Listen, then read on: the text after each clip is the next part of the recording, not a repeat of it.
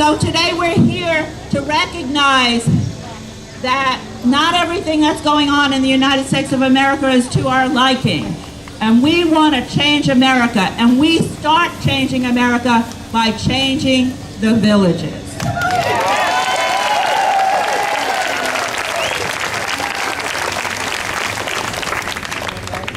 I am so grateful that you took your time from your day.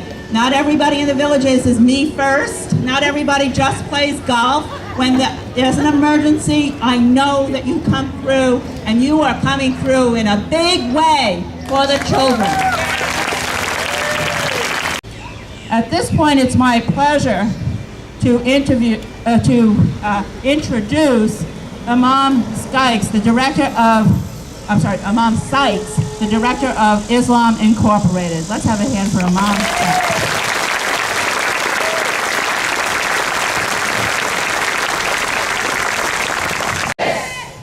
Trump's executive order means entire families will now be jailed in internment camps indefinitely. And there's no plan to reunite the thousands of families already separated. We will not stand for this. We will not stand for this. Families belong together. Strong families are the foundation of healthy communities, and we call for policies that support families, make them healthier, and educate their children well. Thank you, and God bless you all. It's my honor to introduce the Reverend Elsa Marshall. She's a former UCC Massachusetts conference minister, and she has a lot to say to us this morning. But I'm tired of my country hurting people. Yes.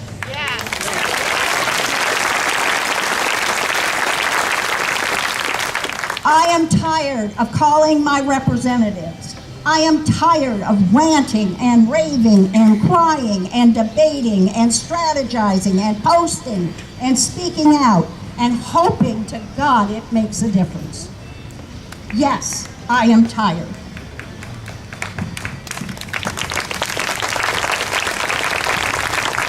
But of this I am absolutely certain. We cannot give up. We cannot lose hope. We cannot walk away. It's now my pleasure to introduce Phil Rosenberg. He's a retired intelligence officer. I was a counterintelligence officer. That meant that my job was to learn as much as I could about the leaders of Russia, their tactics, their approaches, what they are likely to do, how do we know they're doing it, and what can we and should we do as a nation. And I'm sad to say that I pulled out of my dusty bookshelf my counterintelligence operations manual a month ago. Intentionally or not, collusion or not, Mr. Trump is reading out of Vladimir Putin's handbook.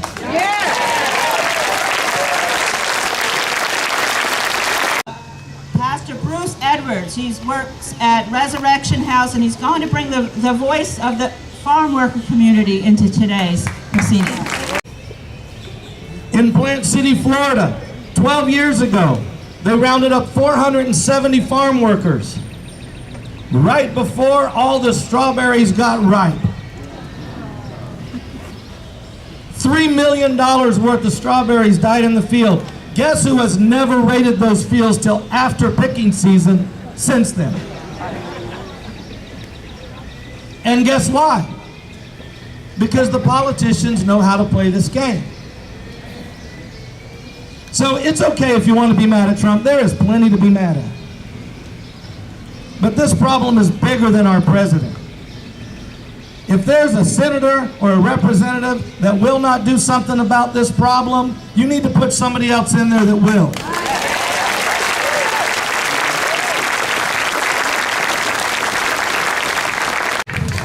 Our next speaker is a candidate for the Florida State House. Let's have a hand for Orrin Miller.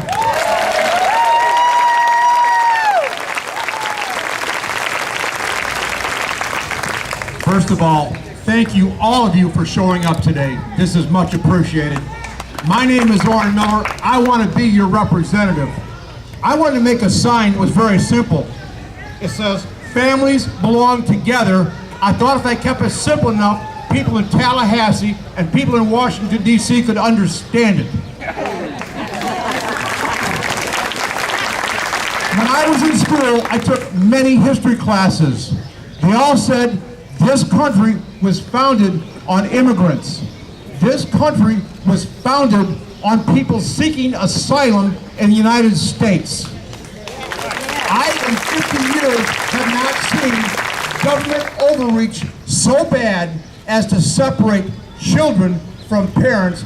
That is wrong. I don't care how you want to look at that. It's wrong.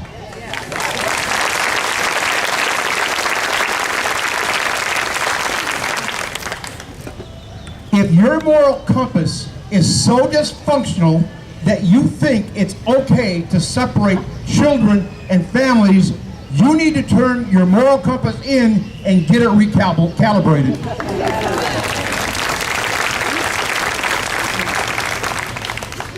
I don't like discussing problems without discussing solutions.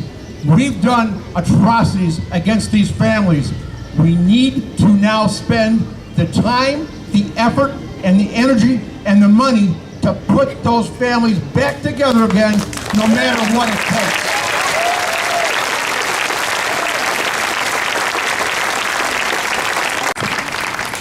At this point, I just want to reiterate the reasons that we're here today, as we said in much of the literature that went out, is that number one, we need the children returned to their families. Children belong with their families. Families belong together. So we all understand that, and I think we're totally in agreement with that. But in addition to that, we need transparency. The court said to the president that he has 14 days from last Tuesday to return the children under 5 and 30 days for the children 5 and over 5. And we need transparency. We need to know that this is happening. I was really startled last night to start reading reports that it wasn't only 2,500 kids. There are 4,100 kids who have been taken from their parents. And we need to know that every single one of those children are returned. So please keep watching for that. Another thing that you can do is write letters. Write letters to Congress. We have Congressman Webster here. I'm sure he would love to hear from you in the 11th District. Write letters and tell him that we don't really care. You know, yesterday I received something from him about we have a short form that we will file our taxes on. That's really wonderful, but I don't want a short form. I want children back to their families. Okay, so work on the right priorities, please, Congressman, and we will all be here to tell you to do that. So transparency and returning the families, and then having an immigration policy that recognizes the very humanity of the people that come to this country. These are refugees. They have come hundreds of miles, many of them walking for great distances to come here because they heard America was the land of hope. America was the land of freedom. They had nothing where they were. They were endangered. They were in danger of being murdered where they were. They were in danger of drugs and having all kinds of violence done to their families. And they walked to the United States of America, and we want a United States of America that we are proud to say, welcome, stranger. We are here for you.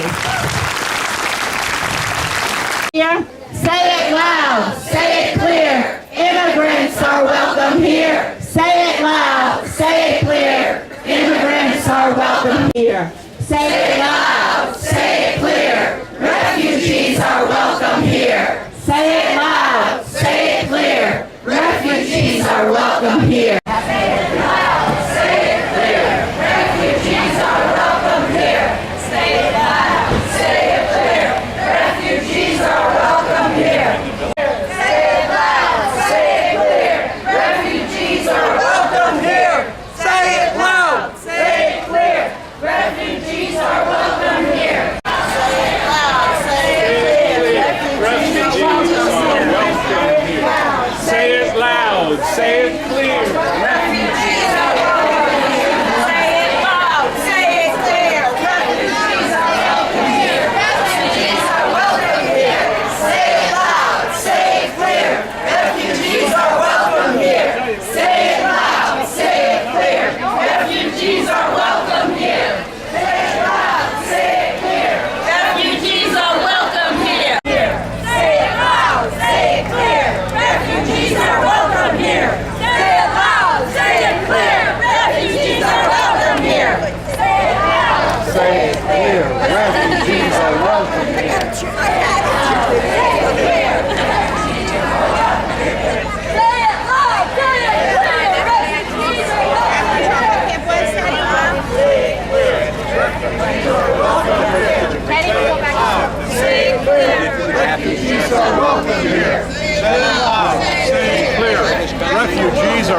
welcome here.